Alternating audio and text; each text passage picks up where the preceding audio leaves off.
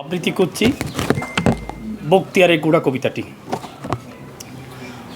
মাঝে মাঝে হৃদয় যুদ্ধের জন্য হাহাকার করে ওঠে, মনে হয় রক্তেই সমাধান, অন্তিম তৃপ্তি। আমি তখন স্বপ্নের ভিতর জেহাদ জেহাদ বলে জেগে উঠি, জেগেই দেখি কৈশোর আমাকে ঘিরে ধরেছে, যেন বালিশে মাথা রাখতে চাই নাই বালক, ফুৎকারে উড়ে দেব মশারি। মাতৃস্তনের পাশে দুচুক কষলে উঠে দাঁড়াবে এক্ষুনি। বাইরে তার গুড়া অস্থির, বাতাসে কেশর কাঁপছে, আর সময়ের গতির উপর লাফিয়ে উঠেছে সে। না, এখনও সেই শিশু। মা তাকে ছেলে বুলানো ছড়া শোনায়, বলে বালুসে মাথা রাখতো বেটা। শুনো, বক্তিয়ারের গুড়া আসছে আমাদের 1700 হাতে নাগা তলোয়ার।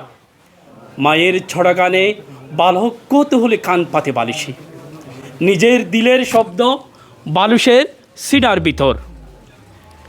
সে ভাবে সেই শুনতে পাচ্ছে গোড় দৌড়, বলে কে মা বক্তিয়ার? আমি বক্তিয়ারে গুড়া দেখব। মা পাকা গুড়াতে গুড়াতে হাসে, আল্লাহর সেপাই তিনি, দুঃখীদের রাজা। যেখানে আজান দিতে পায় মোমেনেরা, যেখানে মানুষ করে মানুষের পূজা, সেখানে আসেন তিনি। মায়ের কেচ্ছায় ঘুমিয়ে পড়ে বালক, তুলের ভিতর অশ্ব করে স্বপ্ন তার নিশান ওড়ায়। আজ কোথায় সেই বালক?